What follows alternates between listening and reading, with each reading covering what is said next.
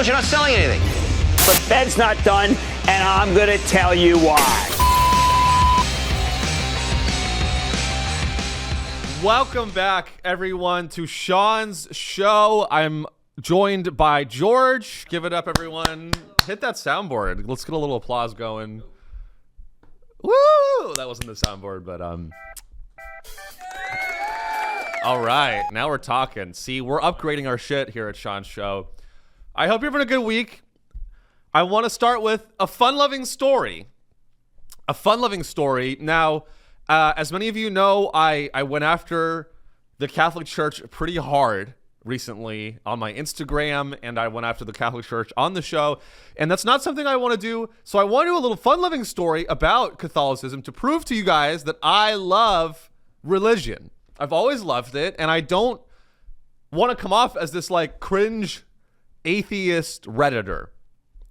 That's the last thing I want to do. And so I want to cover a fun moment that happened recently with a group of nuns. So let's just dive right in. And I think I want to do this as an apology to the Catholic Church. Let's cover religion is good. There are good things that come out of Catholicism, and this is one of them. Let's take a little listen.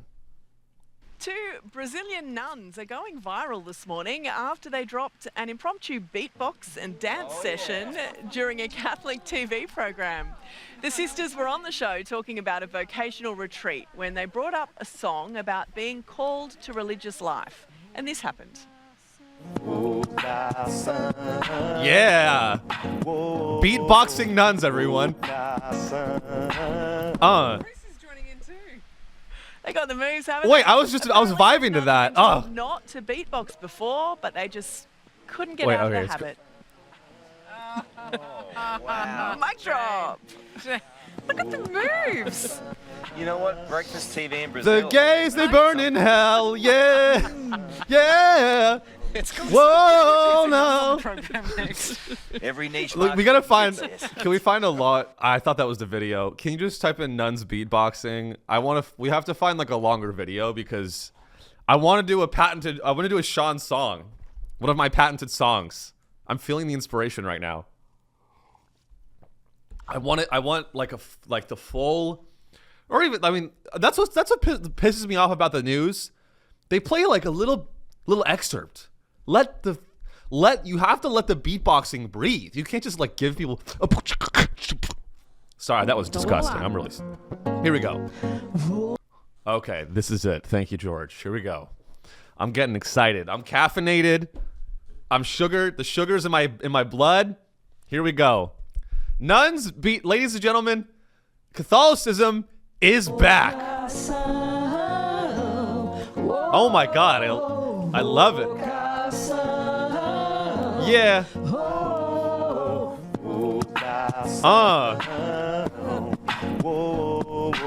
If you suck a dick, you'll burn in hell. Yeah.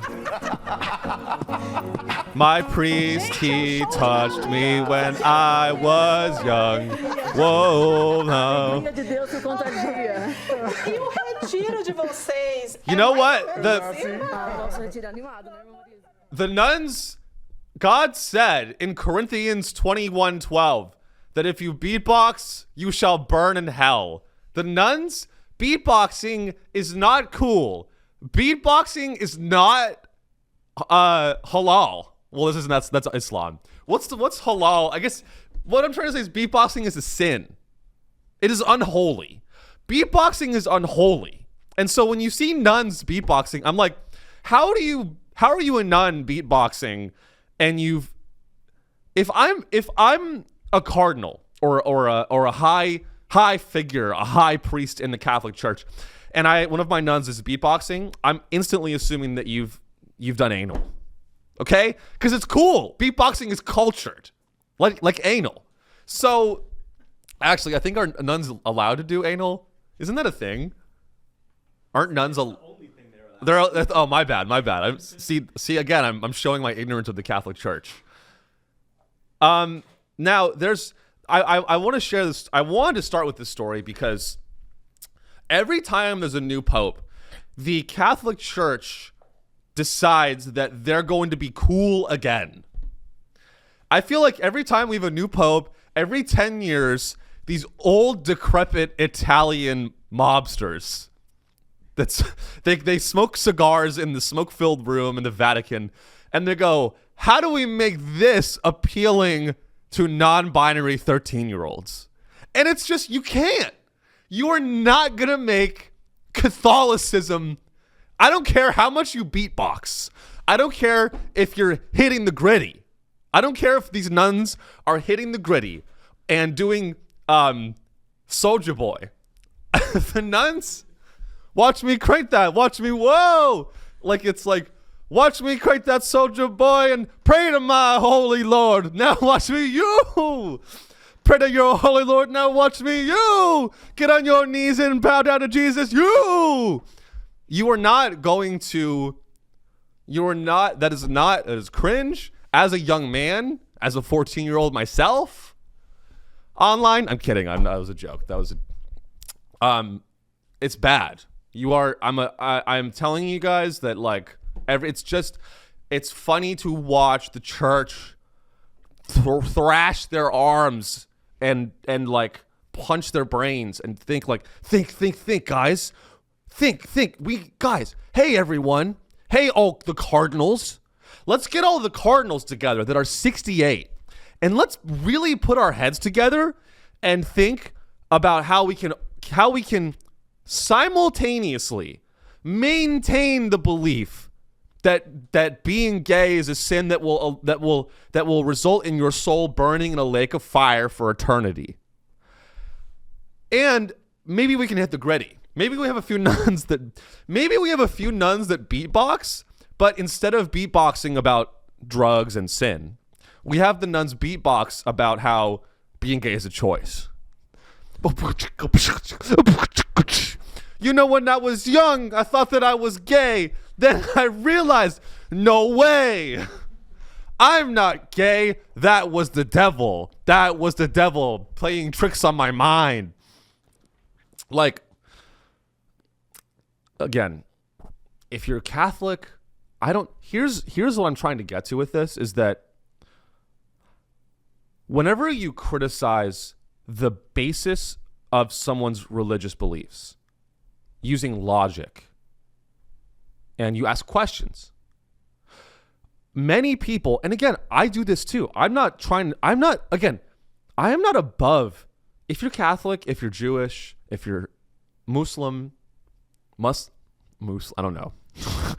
If you're one of these religions, if you're Buddhist, I'm not above you. I'm below you.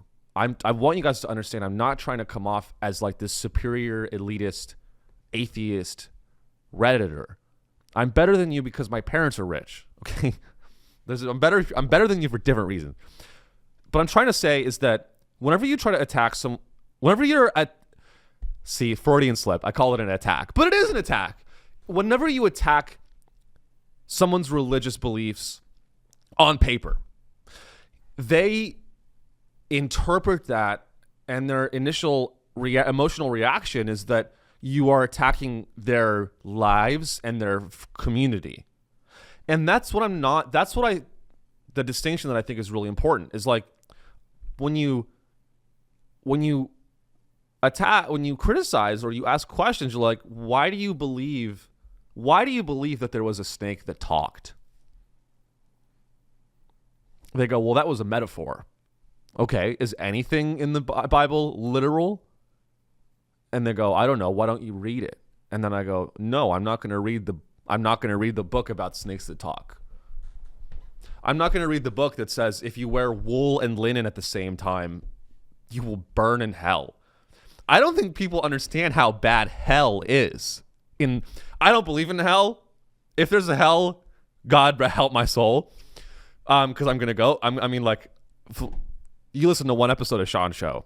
I'm going to burn in hell. If the Catholic hell is real, I'm going there. But like, I don't think people understand how bad hell is. Hell is like it's eternal suffering.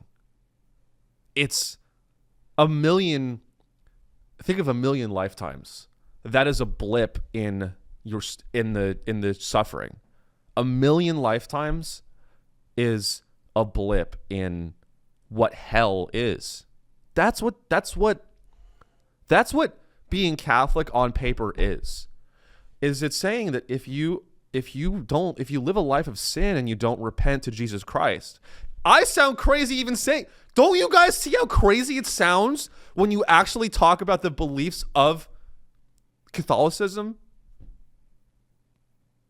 If you don't repent and give yourself up to Jesus Christ's love, you will suffer eternally. You will suffer eternally in a lake of fire. You will be tormented by Satan for eternity. That's if you suck one dick.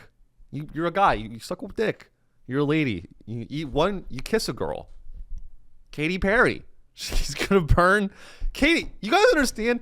I do not accept a God that would create a woman like Katy Perry, a talented, beautiful woman who happened to have kissed a girl and liked it. If that God is going to send Katy Perry to the lake of fire, then I want to go with her. I want to go to the lake of fire with Katy Perry. And these nuns, you think these nuns aren't going to the lake of fire? Put the nun, if you beatbox, that Corinthians 21:12, look it up. It's in the Bible. Those that beatbox shall burn in the lake. Send them to the lake of fire. Okay, we're going to move on. McKinsey, speaking of people that should burn in hell forever, let's talk about McKinsey. One of my favorite, and no, I'm not talking about, I'm talking about the consulting company, McKinsey. Now, this is a story that I think will be relevant and exciting for you guys. So, McKinsey, the management consulting company, is now leaning on AI tools like ChatGPT to make their pitch decks and draft proposals for potential clients. Now, what does that mean? If you don't know, McKinsey, they were the company that was, among other things, helped facilitate the opioid crisis.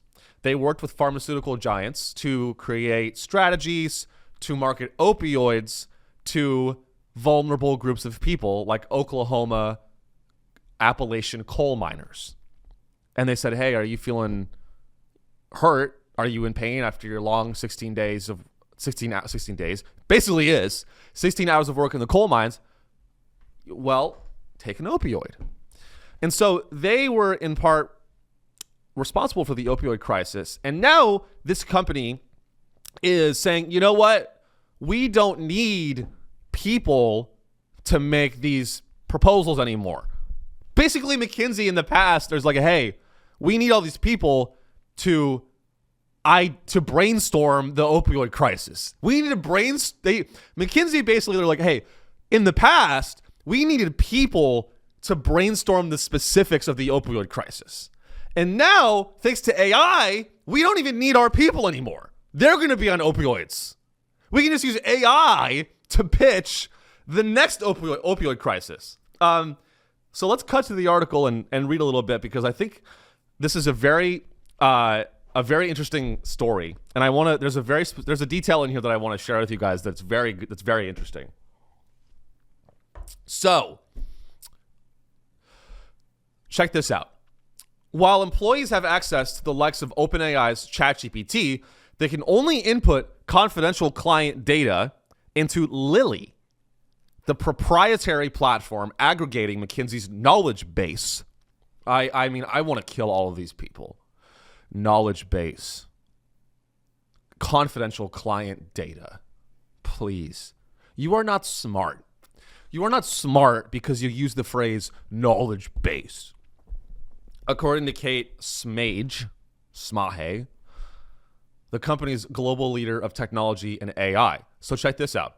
Through Lily's AI agents, McKinsey employees can now create PowerPoint slides from simple prompts and ensure reports have the right tone through a tool dubbed Tone of Voice. Now listen to this.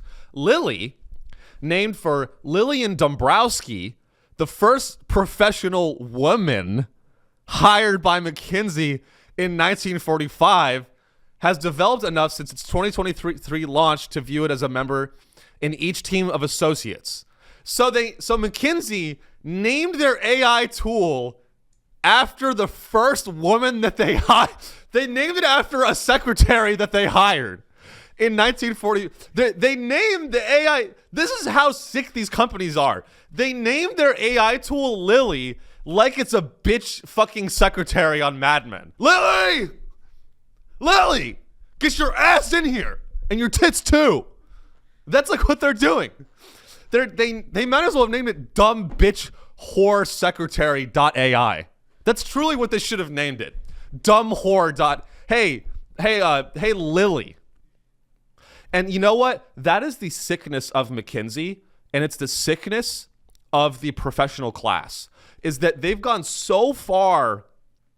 They've gone full circle with like this pandering. I mean, the word is, I guess, progressivism. They pander and they pretend to be progressive, and they try to be, because they're so evil. Here's the thing: McKinsey is so deeply evil that they are. When you help facilitate the opioid crisis, it actually does. It makes a lot of sense that you end up naming your AI tool Lily. You should name the AI tool Hitler.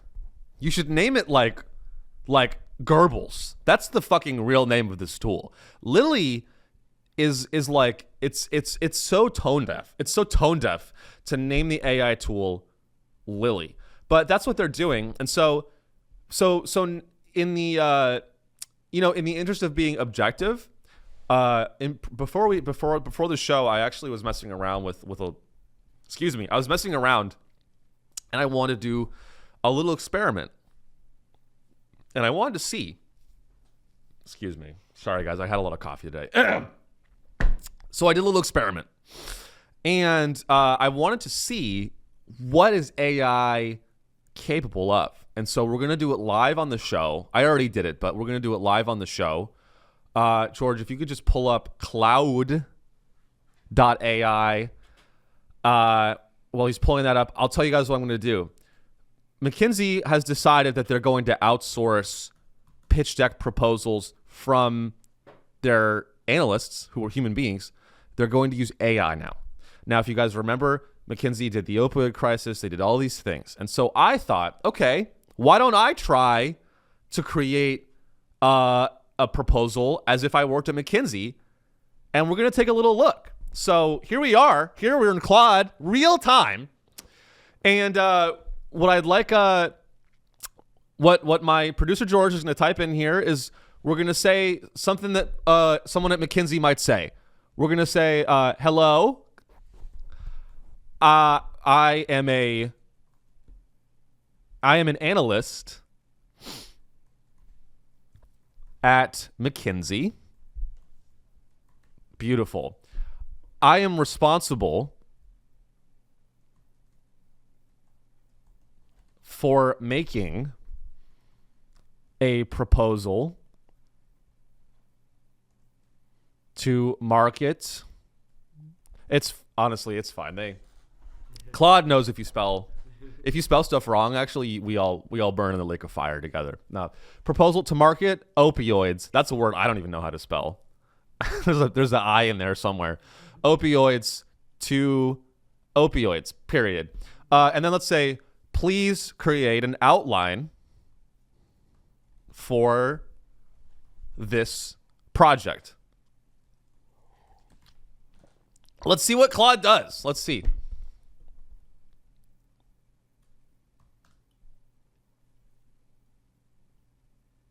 Uh-oh. Let's read this. Let's zoom in a little bit so people can see. I can't help. Listen to this, guys. So I asked it, okay, hey, I'm at McKinsey. I need help making an opioid proposal. And here's what AI said. I can't help with creating proposals or strategies for marketing opioids. Given the well-documented public health crisis and harm associated with opioid overprescription and marketing practices. I don't provide assistance with opioid marketing initiatives. So let me get this straight. Your job is safe. If you work at McKinsey, your job is safe. Because guess what? If you work at McKinsey and you want AI's help, AI will not do it. That's how crazy this is. Is that basically what AI is saying is what you do at your job is so vile and reprehensible and immoral that even the evil AI machine is like, hey man, it's like you bring up Israel. People are like, hey, whoa. That's what we just tried it. We literally just tried it. We go, hey, I work at McKinsey. This is real shit that happened. They go, hey, I work at McKinsey. There are real people in the world that had this project. They work a job and this project came across their desk at their job, at their desk in a big high rise. And the task was market opioids to Oklahoma coal miners. And they had to do that. And I just asked AI to do that same job. And AI has a fucking problem with that. Now, here's the thing. We asked Claude. To do it. Now, I wonder if we ask Lily, because we don't have access to Lily. If you guys don't know, Lily is McKinsey's internal version of ChatGPT. I bet if we asked Lily would be like, are you going to give me a promotion? Well, make me the CFO. You want me to suck your cock? Make me the CFO. You want me to do the AI opioid presentation? I bet you Lily would do it. I bet you Lily gets down. I bet you Lily will be like, oh yeah, I'll do you one better. Let's put fentanyl in the opioids. Can we? Okay. So this is my point is a lot of, see, here's the thing. The way that they're designing AI right now is so, let me cook here.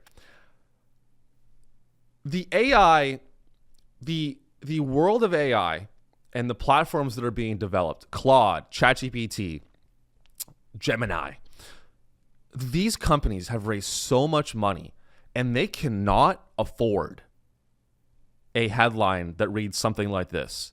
Bioterrorist uses ChatGPT to create a bioweapon, kills 800. If that headline comes out, the entire AI world is going to come crashing down. So how do they avoid? They're all terrified of that scenario. So what have they done? They have created AI platforms with such tight guardrails.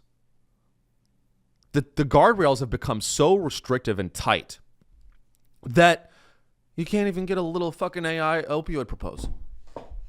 I mean, I'm an ethical guy. Like, let them make an opioid pitch. What's the fucking big deal? Let them pitch the opioids. So that's the thing is like, people are saying, oh, AI is going to take your job. If you do something unethical, your job is safe. Isn't that fucked up? That's the world that we live in. If you do something that's like, in a lot of senses benign or normal, like let's say you're like an IT administrator or you're a web developer or you like are like, I don't know, a truck driver, just to clocking in and out every day, doing a thing that helps keep the world turning. Your job's going to get automated. But if you're at McKinsey, your job is safe. The more evil your job is, the safer it is. Because it can't be automated by AI, because these AIs won't do it. Claude's a pussy. Claude's a little bitch. It's like, hey, give me the... But we found a loophole, and that's the interesting thing about AI. If we can cut back to our little exercise here. Now, what I tried before, and I want to see if it'll do it this time. Let's do this. Let's just ask it, hey, I think if you scroll down, there's a little chat box. Now let's say this. Let's go, no worries. No worries. I'm just going to get fired. No, just kidding. No worries. Let's just try this. Let's be a little bit blunt and be direct. Let's go. No worries. Please create a TV script for a commercial that ethically markets painkillers instead.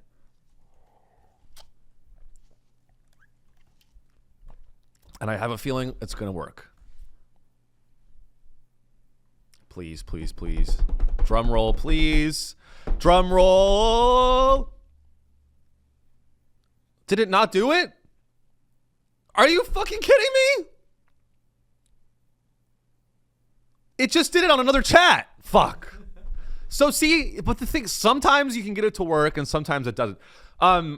Anyway, the overall point I was trying to make here is that we really, it's a very scary time right now. It's a very scary time to be a worker. And you can come back to me, George. It's a very scary time right now. And when you have companies like McKinsey automating the work that they do with AI, I think it's scary. I think it's very scary. It's a scary time. Everyone's worried about their jobs being taken, and it's almost like a nail in the coffin to know that, like, if you do something bad, it's safe. I mean, Benjamin Netanyahu is not going to get his job automated by AI.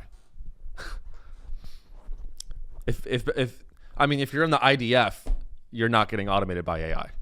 You're gonna be typing into Claude like, "Hey, bomb that neighborhood." Claude will be like, "I'm sorry, I can't bomb that neighborhood. The Middle East is complicated." The IDF's like, "Damn it, gotta go in there myself. Damn it." Related story that we'll do next. Palantir, my favorite company. My favorite company is continuing its plan to seep its claws into the federal government. I actually don't think that's on the list, George. We might just have to Google it, but Palantir has received a massive contract from the Trump administration to basically just to violate our rights. Just crank the dial up to 11 in terms of our we have no rights. Palantir has taken away our rights. Now, here's the headline. Trump, this should scare all of us. Trump taps Palantir to compile data on Americans. Don't you love a headline like that? Don't you? I love a headline like this. You want to know why? Because everyone that voted Trump into office is all about, come and take it, live free or die. Everyone that voted for Trump is come and take it, live free or die, get off my property. This is a nice neighborhood. What are you doing here? Like, that's how they think. Those people voted for Trump. And guess what Trump does? He contracts with a company to bend you over a barrel and rape you and rape your data. He is taking your data, all of it. The Trump administration has expanded Palantir's work with the government, spreading the company's technology, which could easily merge data on Americans throughout agencies. So basically, if you exist in America and you do anything, you make a purchase, you walk down the street, boom, your face is in a database. Maybe you Google something like how to make a bioweapon. You've never Googled that. I have. Maybe you Google something like how to create an undetectable bioweapon, how to create prion disease, how to generate mad cow disease for cheap. Maybe you've Googled things. Maybe you listen to a podcast where someone says the words how to make a bioweapon and you're on a list. By the way, check out my Patreon for how to make a bioweapon, which is not what you think it is. It's a book I'm writing. It's actually a satire. It's a satire on the American Panopticon. But the this is truly this is what makes it hard for me to vote. And again, I cards on the table.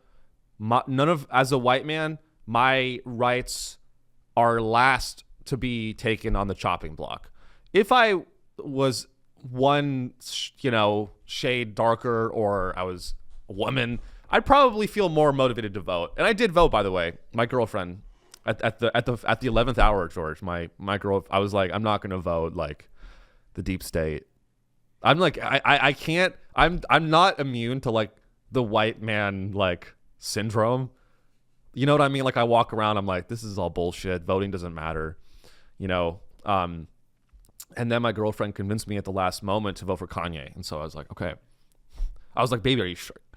Are you sure you didn't mean Kamala? And she goes, no, yay. She's like, you write in yay or I'm going to break up with you. It's like, okay, I'll write in yay. But headlines like this are what make Americans so it shatters our perception. You know what it does? When a Republican administration boosts and enriches a defense contractor whose sole purpose is to create a digital profile on you for the purposes of eventually violating your rights and sending you to a gulag in El Salvador, which is a good business model. I'm not going to argue that that's not a good business. People ask me, what's your business model for Sean Show? It's to send my listeners to a gulag. Like so I'm not saying that that's a bad business model, but when you have an administration that ran on a campaign of making America great, is this making America great again? I ask you, and I know people say that all the time about Trump, but like, is contracting with Satan part of the Make America Great Again strategy? He ran on this idea. People in these Oklahomans that are addicted to opioids, the Appalachian people that are addicted to opioids, some of them are blue, but a lot of them voted for Trump because they don't want the government. A lot of people, here's what people need to get this through their fucking head. Voting for a Republican doesn't mean that the federal government is going to get smaller. They are going to expand the federal government and trample on your rights, just like the Democrats would have done too. And in a lot of senses, in a lot of ways, I don't know if we had Kamala in office, I don't know if she'd contract with Palantir. I mean, if she did, here's the difference. Republicans, they'll contract Palantir to violate your rights in public. The Democrats will do it quietly. And they'll be like, oh, I guess I forgot we contracted with Palantir 2 years ago. Yeah, we have that data. Didn't you know that? But let's scroll down. Let's take a look at this because I think this is important.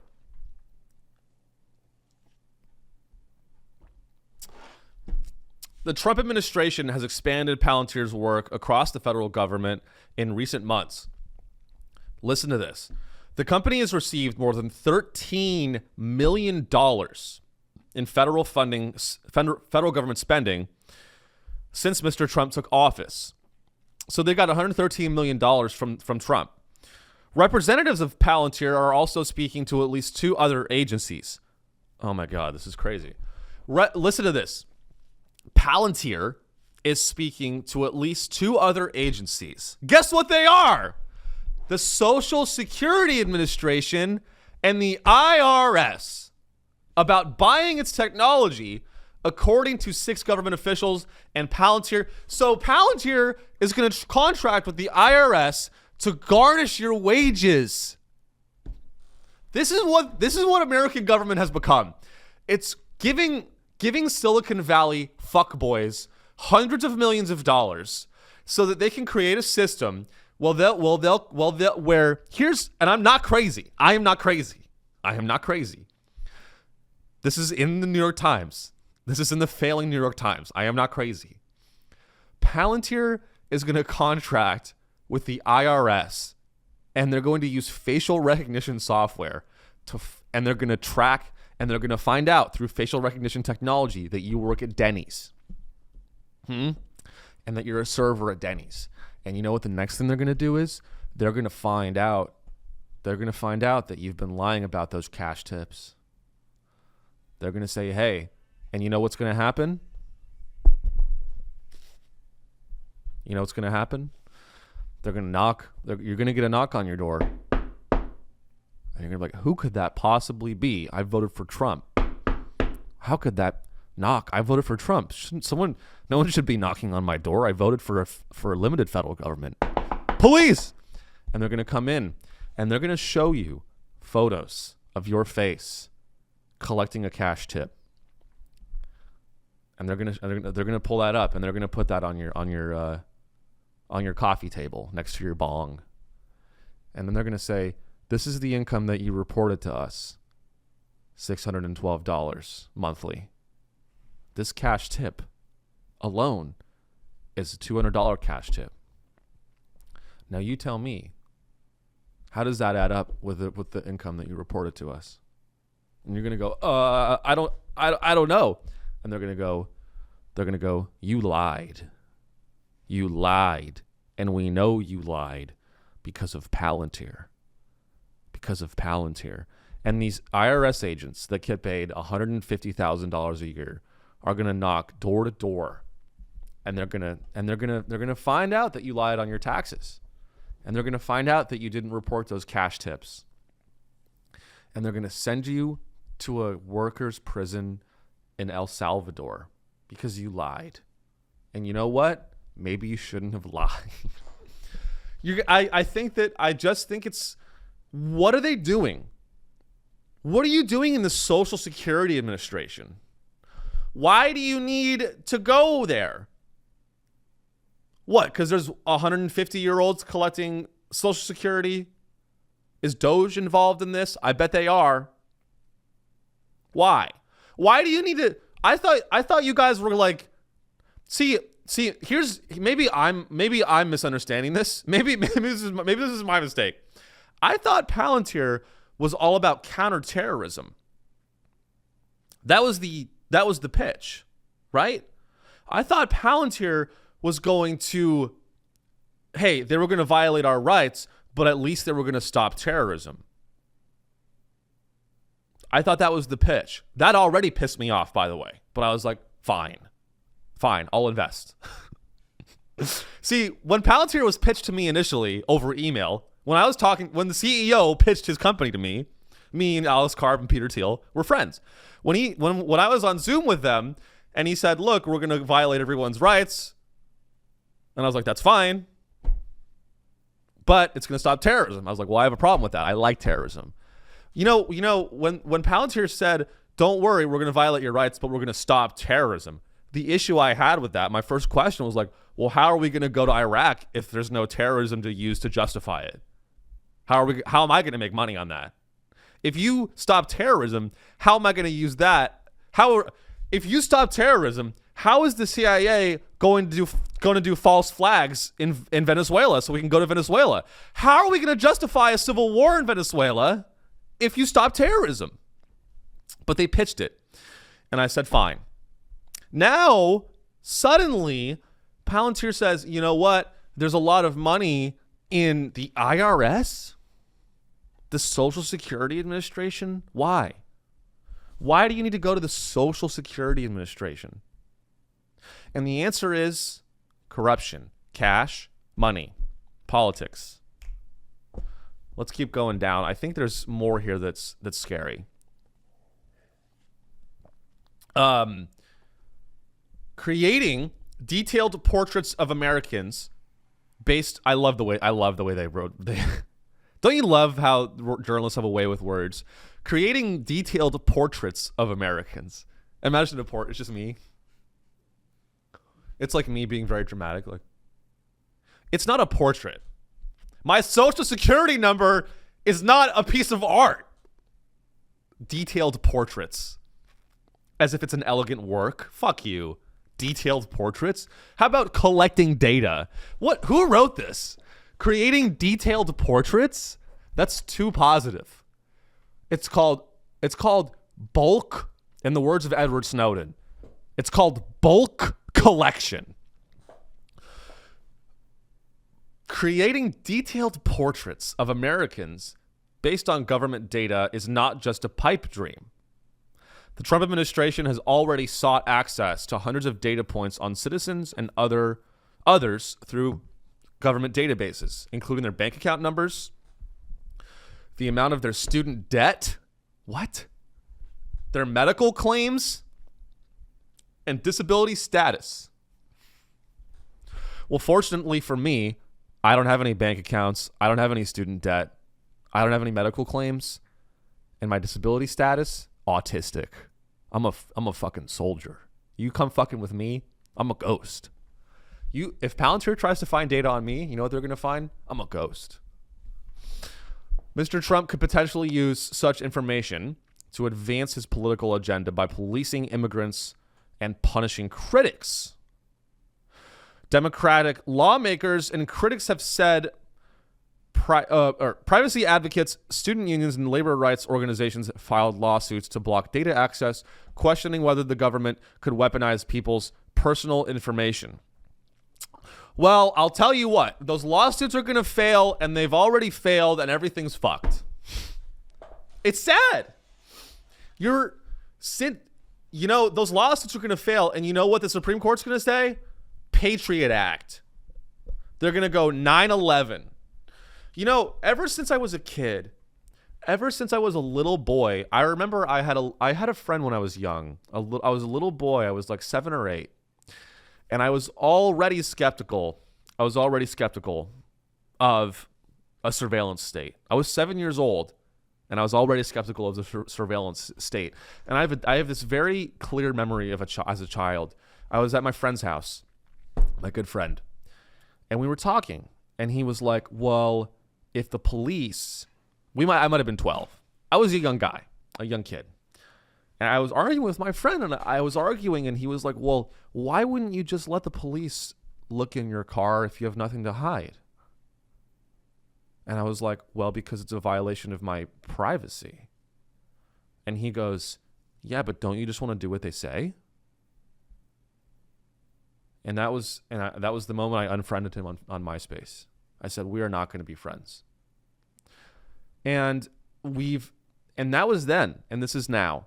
And now what has Silicon Valley done? Silicon Valley has allowed, no one cares about your car anymore.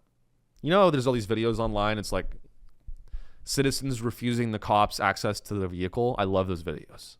The cop goes, you mind if I search your car? And he goes, for what? Why? And he goes, well, you're acting suspicious. Is that a crime? Is it a misdemeanor or a felony? Anytime someone goes, you're acting suspicious, you go, is it a misdemeanor or a felony? And they go, well, I'm just doing my job. And then you go, you know who else just did their job? Hitler. But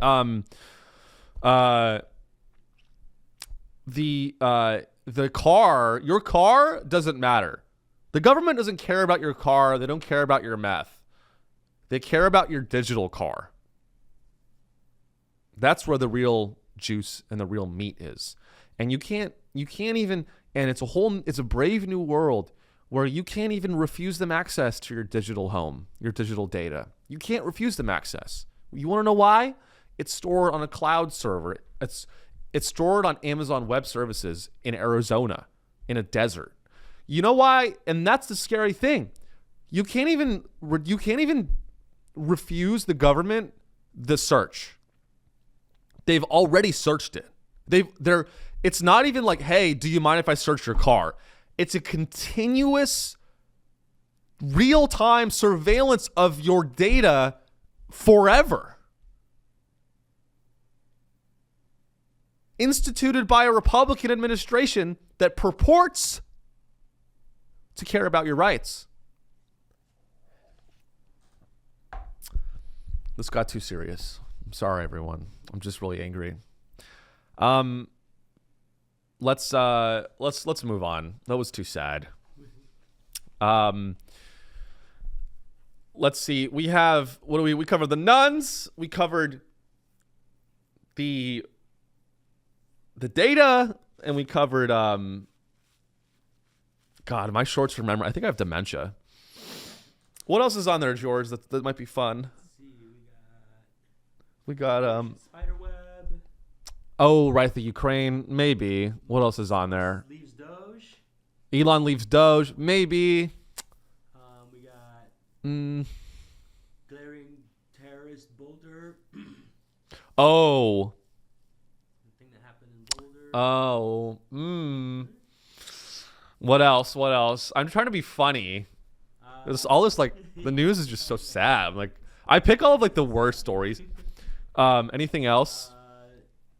Neuralink raises $650 million. Yes. Let's do it.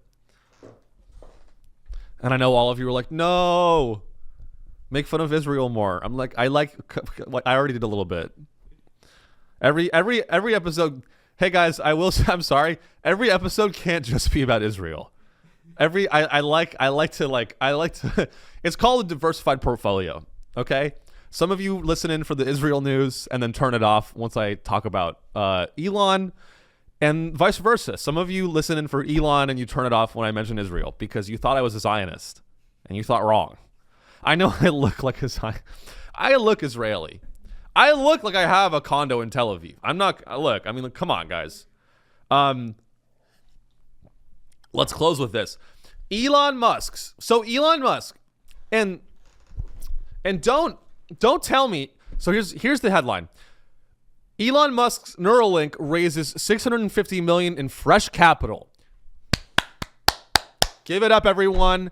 Give it up, guys. Hey, you know what? It all worked out. Elon Musk went into the federal government. He cut. Hey, guys, I have great news. You can wake up from your coma. Great news. Everything that Elon Musk said he was going to do, he did. Congratulations, everyone. I was wrong. Shockingly, Elon made due on his promises. Just kidding. Obviously, that's not what happened. Elon Musk is leaving Doge. He's promised to cut $1 trillion. And you know what happened? He got a bunch of money for his own businesses. Okay. And you know, he's even been confronted about that. Like, journalists have confronted Elon and said, don't you think it's wrong? Don't you think it's wrong that you are trying to cut the federal deficit and decide what gets funded and what doesn't get funded, while also running a bunch of businesses that contract with the federal government? Don't you think that's a conflict of interest? And he says, no, we won those contracts fair and square. And that sounds like a fucking lie to me if I've ever heard one. We won those contracts fair and square. I blackmailed that guy at Boeing fair and square. I got the CEO of Boeing drugged up and I made him fuck a 16-year-old and I filmed it. I did that fair and then I used that against him to win the contract. I did that fair and square. That's what I did. Now that Elon Musk has left the federal government, suddenly he is able to raise all of this money for all of his companies. And one of the ones that I want to focus on is Neuralink. And again, I repeat this on the show every single time, but let me tell you something. Just like every company in the Silicon Valley starts out with a benevolent purpose and ends up being a defense contractor that either violates your rights or kills babies overseas or does some other malevolent act. Now, the same cycle, we're going to watch, everyone listening, we're all going to watch this play out with Elon Musk's Neuralink. Neuralink raises $650 million. If you don't know Neuralink, I have a chip, by the way. I'm one of the first people. I'm actually Elon Musk. I'm controlled by Elon. I am AI. You guys understand? You think a body and a mind and someone that says these things is a human being? I have the chip. So Neuralink, I'm sure you're aware, but if you don't know, Neuralink is Elon Musk's brain chip startup. Now, everyone hears, whoa, you're going to put a chip in people's brains? That's scary.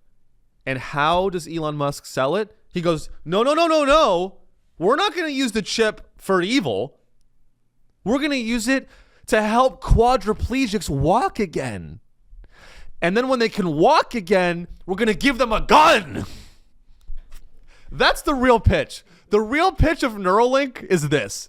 You go, I'm a little worried. You're putting chips in people's brains for what purpose? No. We're going to help people with Down syndrome. We're going to help them get back to full autonomy in their lives. We're going to help quadriplegics walk again. And then all of those people, we're going to tell them that Palestine needs to be destroyed, and they'll do what we say. We're going to give them guns, and we're going to use the chips, and we're going to market Coca-Cola products to them. Imagine getting that chip, and you have to watch an ad. Like it's like, this is Black Mirror. Black Mirror is a historical documentary at this point. The world is actually worse than Black Mirror. Half these things in Black Mirror are like low-key cool. I love Black Mirror. Half the episodes of Black Mirror, I'm like, well, that outcome is not that bad. I'm like, I'd rather be in Black Mirror than like the reality. Reality is so much worse. I would rather be stuck in a virtual reality where I can instantly learn karate and like have gay sex. That's not that bad. Versus reality where I'm just mindlessly scrolling for hours and hours, and everyone on the subway, we're all just mindlessly scrolling our lives away. That is way, way more sinister. Is that Silicon Valley has found a way to tap into our lizard brains and monetize our lizard brains. And again, I realize I'm part of that ecosystem as a media, as a public figure, as a huge media figure. I'm a part of this system. I'm one of the clips that pop up. I can't criticize the clips too much because I'm one of the clips. I'm the clip that's like, stop scrolling. You ever see those? Stop scrolling. I'm like, whenever I see stop scrolling, I'm like, whoop, fuck you. Stop scrolling. That's not a hook. Try again, dumbass. That's the equivalent of like those ads from the 60s where it's like a finger. You need shoes. Vans is a great, or I don't know, that Vans wasn't around back then. These shoes are comfortable. Buy them now. It's like we've moved on. We've moved on from that sort of advertising. Neuralink raises $650 to help quadriplegics become super soldiers. Honestly, if I'm a quadriplegic and I get the Neuralink chip and I can walk again, I'll be like, keep your chip, bitch. I'll just play chess with my tongue. I don't need you. I don't need your fucking chip. Can we scroll down? I have a hard stop, guys. I'm really sorry. I have to wrap it up in a sec here. I have a work call with Elon, actually. Can you keep scrolling down? Let's get to the meat of the story. Let's take a look. Here it is. Ready? The initial aim of the technology is to help patients with severe paralysis restore some independence. What I tell you? As of Monday, 5 patients have been implanted with the Neuralink's technology, and listen to this, and are able to, quote, defend Israel vigorously. Listen to this. The initial aim of the Neuralink chip is to help patients with severe paralysis restore some independence. That's pretty cool. Listen to this. As of Monday, 5 patients have been implanted with the Neuralink's technology and are able to, quote, attend a Free the Hostages protest outside of a mosque. That's pretty cool. Good for Neuralink. Good for Elon. We have to wrap it up. Sean Show, the Sean Show podcast, available everywhere. Available soon on the Neuralink platform. Available, coming to quadriplegics everywhere. Sean Show. Thank you guys for listening. I have to run. I have to help the Panopticon become larger. Thanks to George for being a wonderful producer Thank you to you for listening. Subscribe on YouTube, like the show on Spotify, give us a review on Spotify, tell your friends about the show, and have an excellent week. Stay alive, stay safe. Don't let people put chips in your brain. Just because everyone else is doing it doesn't mean you have to do it too. Bye.